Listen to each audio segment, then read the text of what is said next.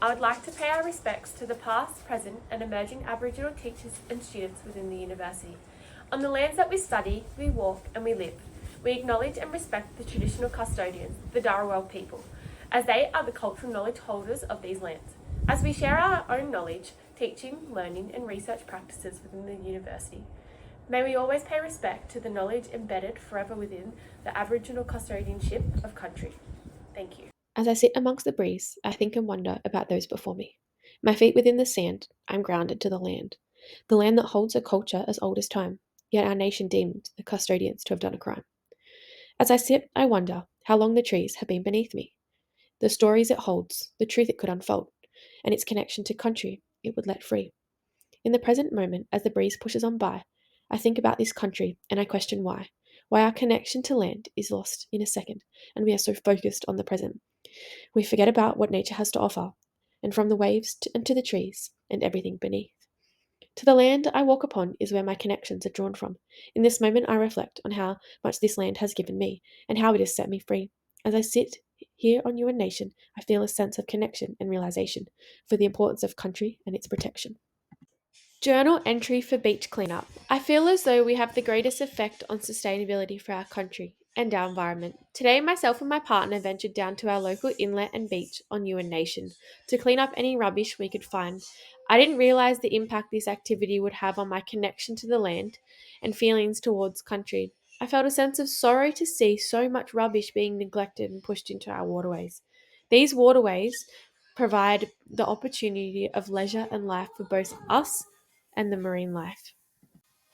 It made me reflect on how we treat nature and the importance of preserving its sustainability, especially if we continue to overlook the unique value the ocean provides us. It deepened my connection to country as I reflected on how Aboriginal and Torres Strait Islander people lived in harmony with the land and always give back to it. I felt as though we were honouring that relationship, performing a small act of service to the land with each piece of rubbish we collected and discarded of appropriately.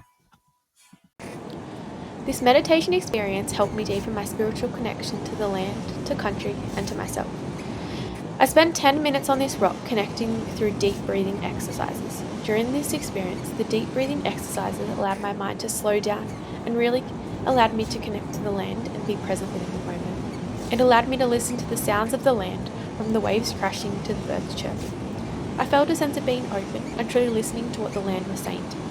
I felt that these grounding practices of breathwork allowed me to connect and deepen my understanding of how connecting with country can bring comfort, clarity, and a sense of belonging. After this experience, I came away feeling more connected to the land and ignited a passion in me to protect and honour this sacred land I call home.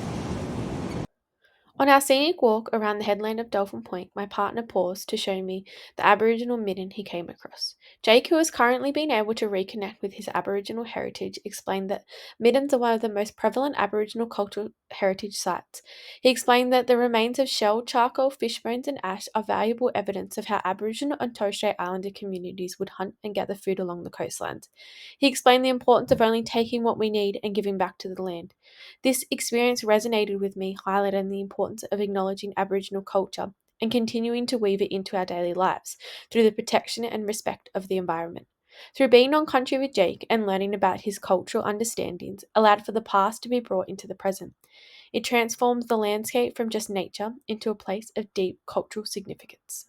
Through a series of deeply personal and grounded experiences over the past 4 weeks, I have come to a deeper understanding of the holistic and relational nature of well-being and its interconnectedness with country and self. There is a growing need to look beyond the contemporary understandings of well-being and the association of biomedical and individualist models of health and well-being. Glee as Hell highlights how Aboriginal and Torres Strait Islander cultures embodies the interconnectedness of mind, body, spirit, land, and environment. Spending time on UN Nation allowed me to move beyond the theoretical approach, and I witnessed firsthand how these connections are lived, practiced, and felt. Through cultivating these meaningful experiences in UN Nation, I was able to strengthen my understanding of the holistic approach and how I can integrate it into simple daily practices. By slowing down, calming the mind, and focusing on the present moment, I was able to connect more deeply with my surroundings. Through giving back to the environment and honouring its sacredness and by learning about the land's rich embedded history. I came to understand the importance of its protection and ongoing acknowledgement.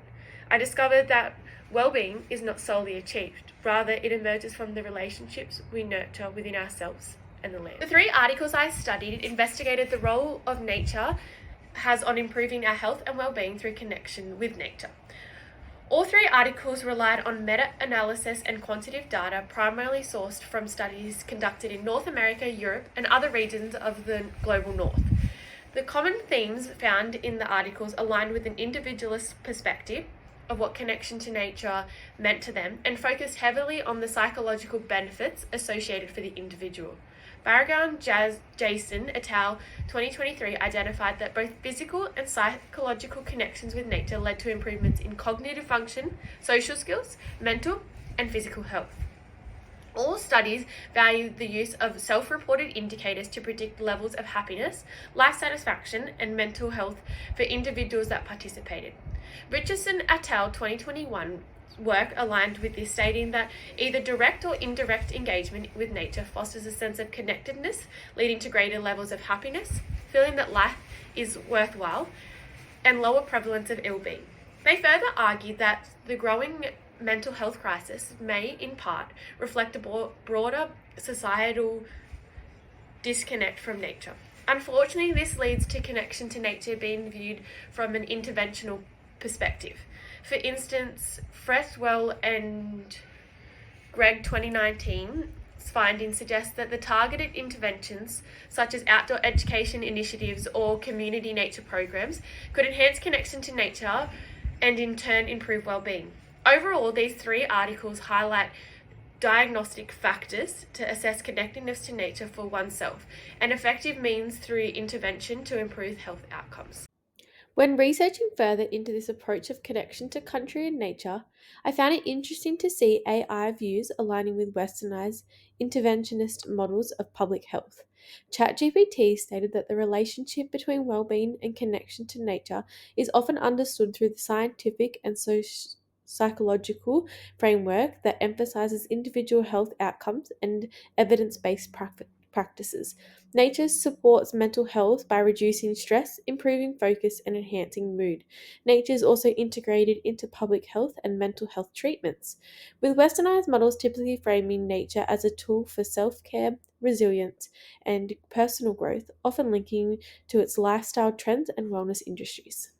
While for centuries, Aboriginal and Torres Strait Islander people have embraced and shared a transformative perspective. Not that the land belongs to us, but that we belong to the land. In his interview on ABC Radio National's The Dreaming, Paul Callaghan shared a powerful message, expressing that the land is our mother, that we must care for the land, because without the land, none of us live. These powerful words from Paul Callaghan challenged the traditional westernized values of the connection to nature and demonstrated a broader understanding of spiritual connection towards the land. Fatma et al. 2023 identifies that Aboriginal and Torres Strait Islander perspectives extend beyond physiological benefits and draws upon cultural, family, spiritual, custodial connections to the land and nature. This interdependent relationship between the land and oneself is what allows for optimal spiritual connectedness. Throughout my inquiry into the relationships between well-being and nature, it has been evident that the holistic and relational perspectives are being recognised from Aboriginal and Torres Strait Islander cultures. Aboriginal culture and knowledge sees well-being as intertwined from one's connection to country and culture, while Westernised perspectives see them as separate from the mind, the body, and the environment. My journey of connection with you and country is not just a personal journey, rather something that is fostered through my relationship, spiritual connection, and identity in nature. Through my experience, I've gained insight into my well-being being not just static or isolated within nature. Rather, it is an evolving journey of how I continue to find ways to connect to nature and foster giving back. New South Wales Health and Physical Education syllabus that will be implemented in 2027 enhances a strength-based approach in supporting students develop and understand their meaning of health and well-being. The evolution of the syllabus over the years has led to a more accurate and inclusive representation of Aboriginal and Torres Strait Islander perspectives on health and well-being. Within the syllabus, there were 3 key areas that stood out to me with the engagement of caring and connection to country. A key component within the 2027 syllabus is the exploration of respectful relationships. One of the content statements for this outcome is explain the role of respect in forming and maintaining relationships within Aboriginal and Torres Strait Islander cultures and across a range of cultures. The syllabus encourages the exploration of connections to the land and nature, helping students understand how cultivating respectful relationships with the land contributes to the development of identity, a sense of responsibility, and a strong feeling of belonging. The content acknowledges the importance of understanding and valuing Aboriginal heritage in order to maintain respectful relationships between culture, community, and the land. The syllabus outcome that supports the inclusivity of caring for country is identity, belonging, and change. The syllabus statement explains how connections to culture shape identity and belonging in Aboriginal and Torres Strait Islander cultures and across diverse range of cultures, allow students to reflect on their own sense of identity and how it shapes through connections, culture, and place. It allows students to reflect on how caring for culture is not just tied to an environment act, rather a spiritual journey that strengthens their sense of belonging in a place. Finally, the syllabus outcome, safe, active, and healthy lifestyle choices, promotes teaching proactive community strategies for promoting access to positive health outcomes for young people and Aboriginal and Torres Strait Islander youth. This directly relates to connection to country and land, as many strategies and innovations are based on cultural practices that involve the land. It's important students develop their understanding of how Aboriginal and Torres Strait Islander health is tied to its spiritual, emotional, and cultural well-being, creating a very holistic approach to health.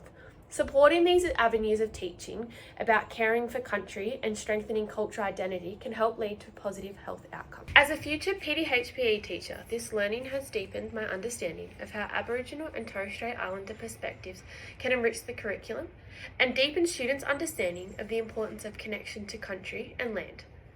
I aim to create learning experiences that engage and encourage students to connect to country and reflect upon how it made them feel. I want to foster activities that I've completed within my connection to country, of meditation, caring for country, and learning about the sacred heritage within my lessons. I aim to encourage students to think critically about identity, health, and respectful relationships, as through embedding these values in teaching not only promotes inclusivity, but deepens the students' understanding of how holistic approach to health from Aboriginal and Torres Strait Islanders can foster the growth and positivity of health outcomes.